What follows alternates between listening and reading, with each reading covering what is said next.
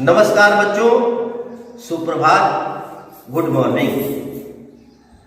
आइए हम सभी आज ऑनलाइन क्लास की शुरुआत करते हैं और संस्कृत अनुवाद की शिक्षण हम लोग शुरू करते हैं। संस्कृत अनुवाद शुरू करने से पहले अनुवाद करते समय कुछ व्याकरण पक्ष से संबंधित जो समस्याएं आती हैं, पहले उसको दूर करने का प्रयास करेंगे। तो व्याकरण की परिभाषा है जो हमें शुद्ध लिखना, पढ़ना, बोलना सिखाए, उसे व्याकरण कहते हैं। अब हमें शुद्ध लिखना, पढ़ना, बोलना कैसे आएगा, यही हमें सीखना है व्याकरण के माध्यम से और अनुवाद के माध्यम से। अभी तक जितनी बातें मैंने बोली वो सब एक वाक्य थे। वाक्य। अब प्रश्न ये उठता है कि वाक्यों का निर्माण कैसे होता है। तो बच्चों, वाक्य का निर्माण शब्दों के मेल से होता है। वाक्य का निर्माण शब्दों के मेल से होता है, यानी कि सार्थक शब्दों के समूह को वाक्य कहते हैं। तो अब ये सवाल उठता है कि शब्दों का निर्माण कैसे होता है। तो शब्दों का निर्माण बच्चों अक्षरों के समूह से होता है, यानी कई अक्षर, दो या दो से अधिक अक्षर लिखते हैं तो एक शब्द का निर्माण होता है। आइए इसको थोड़ा सा विस्तार से समझते हैं। जैसे एक वाक्य हो गया, राम आम खाता है। देखिए, जैसा कि हमने अभी जाना कि शब्दों के सार्थक समूह से एक वाक्य का निर्माण होता है। तो इसमें कितने शब्द हैं? एक शब्द, दो शब्द, तीन शब्द और ये चार शब्द। राम आम खाता है, चार सार्थक शब्दों ने एक वाक्य का निर्माण किया। अब उसमें से किसी एक शब्द को हम लेते हैं, इससे पता चलेगा, जैसे हमने राम को ले लिया, अब इसका विस्तार करके हम देखेंगे कि इनमें कई अक्षरों का मेल हुआ है। किन किन अक्षरों का मेल हुआ है? तो देखिए, सबसे पहले पहला अक्षर है र। उसके बाद आप देखेंगे कि उसमें लगा है आ की मात्रा। उसके बाद है म, और म में अस्वर समाया हुआ है, इसलिए उसे भी लिखेंगे। अब क्लियर हो गया कि राम शब्द का निर्माण र, आ, म, भ नामक अक्षरों से हुआ है। अक्षर यानी वर्ण।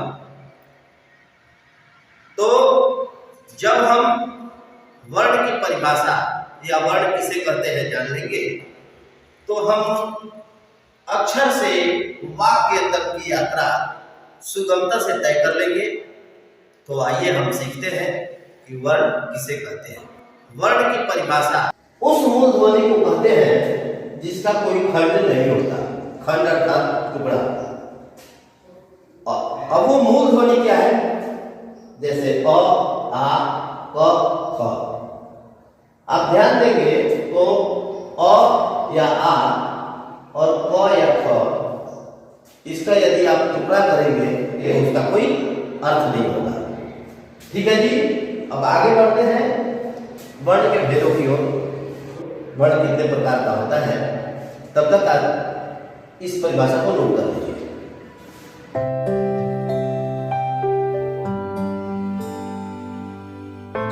वर्ण के प्रकार। वर्ण दो प्रकार के होते हैं, पहला स्वर वर्ण और दूसरा व्यंजन वर्ण। स्वर वर्ण उसे कहते हैं जिसका उच्चारण बिना किसी के सहायता से हो, यानी उसके उच्चारण में किसी के सहयोग की जरूरत नहीं पड़ती, स्वतंत्र रूप से उसका उच्चारण होता है। जैसे अ आ ई उ ऊ री री लिरी ए ओ अंग अ। चूँकि अंग अ अयोगवाह वर्ण है, लेकिन वर्षों से हम स्वर के साथ इन्हें लिखते आ रहे हैं, आज भी लिखते हैं। अतः अंग अह को स्वर वर्ण से हटाकर देखें तो मूल स्वर वर्ण कुल 13 होते हैं। यहाँ यह याद रखना होगा कि दीर्घ री का प्रयोग संस्कृत व्याकरण में अब नहीं के बराबर होता है, जबकि हिंदी व्याकरण में दीर्घ री और लिरी का प्रयोग नहीं के बराबर होता है। इसलिए हिंदी व्याकरण के मूल स्वर कुल 11 हैं। स्वर वर्णों को हम 2 रूप में लिखते हैं, पहला मूल रूप में, दूसरा मात्रा के रूप में। अ को छोड़कर बाकी सभी स्वरों की मात्रा होती है। स्वर के बाद आता है व्यंजन वर्ण।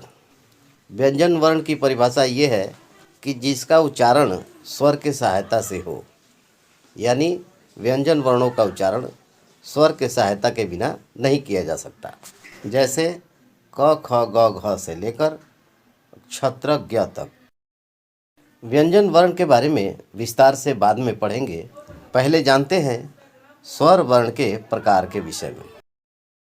उच्चारण के दृष्टि से स्वर वर्ण 3 प्रकार के होते हैं, पहला ह्रस्व स्वर, दूसरा दीर्घ स्वर और तीसरा प्लुत स्वर। ह्रस्व स्वर उसे कहते हैं जिनके उच्चारण में कम समय लगे। कम समय यानी एक मात्रा का समय लगे। इस प्रकार ह्रस्व स्वर हैं अ, छोटी ई, छोटा ऊ, री और लिरी। और दीर्घ स्वर उसे कहते हैं जिनके उच्चारण में ह्रस्व स्वर का 2 गुना समय लगे। 2 गुना समय मतलब 2 मात्रा का समय। दीर्घ स्वर हैं आ, बड़ी ई, बड़ा ऊ, ए, ओ और औ।